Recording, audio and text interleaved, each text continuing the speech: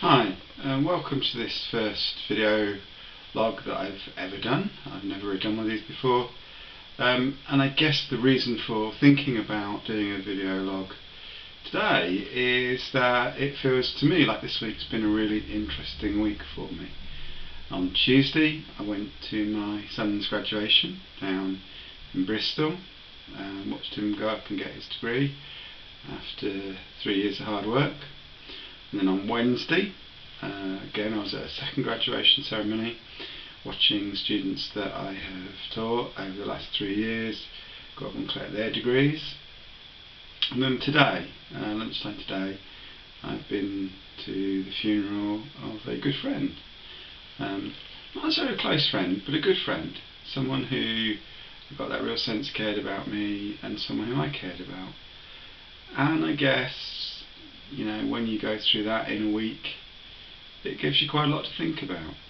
And in particular, what I've been thinking about is what constitutes a good life? How do we decide how to live our lives?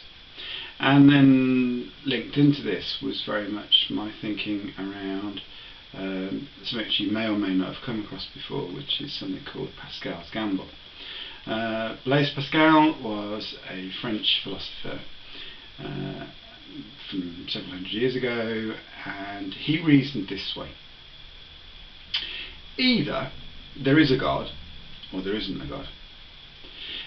If there is a God and you choose to believe in him, then when you die you'll be rewarded and you'll go to heaven, and if you reject him, when you die you'll go to hell. But if there's not a God, then if you choose to believe in him, when you die you're just going to die and nothing will happen either way.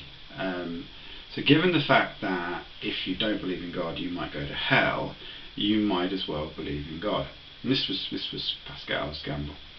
Now it sounds kind of reasonable until you start thinking about it.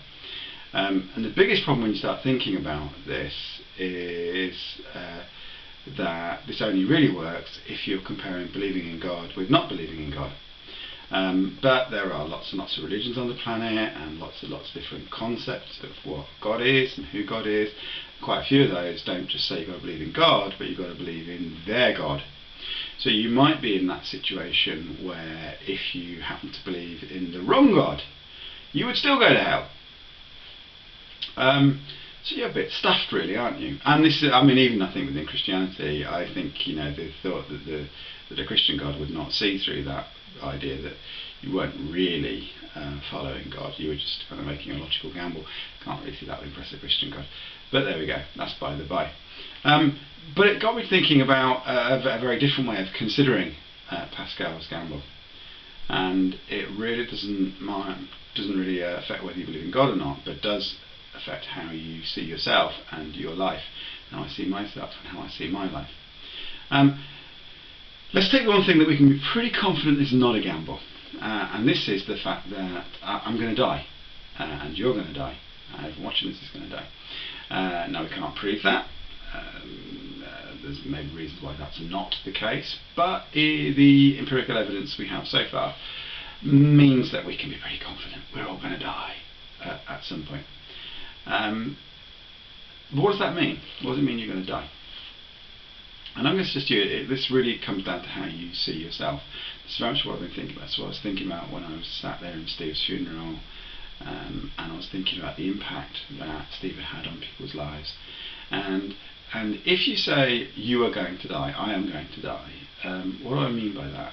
Well, that only really works if you think that the me that is going to die is just this kind of physical body that you can see.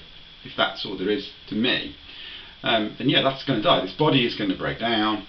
All the processes that make me are going to stop. All the molecules in my body are going to break down. They're going to go off and they're going to become other things, and I'm going to die. But let me give you a very different way about thinking about yourself and who you are. And this is the fact that you are not just this kind of physical body, this physical presence that you are. But you are also the consequences of all your actions. You are the effect you have on the world. Now, if you want to spiritualize that, if you want to put that into some kind of soul or spirit, that's fine, I've got no problem with that. But I'm actually thinking about something much more pragmatic and practical than that. I'm just saying that every action you have ripples out and has an effect on other people, for good or ill. And if you really want to live a life that's worth living, then don't gamble on there being a heaven or a hell. Know that what you do now can make a difference. Treat people in a way that is going to make the world a better place. Believe in people, trust people, encourage people, support people. Live for your passions, live for your interests, live for things that matter. Take time. Because actually the more you do that, the more you're going to encourage other people to live and live full lives and good lives and worthy lives. And that's really no gamble. So that's my kind of thought for the day in this particular podcast, is to say, look, do what you can, where you can, with what you've got, to know that when that time comes and you do die, those ripples of your life will spread out and out and out, affecting people who have never met you, perhaps people who haven't even met the people that you've met, but are still being influenced by those choices and those decisions that you make now. So yeah, that's my thought for this Friday afternoon. So hope you enjoyed it, and thank you for listening.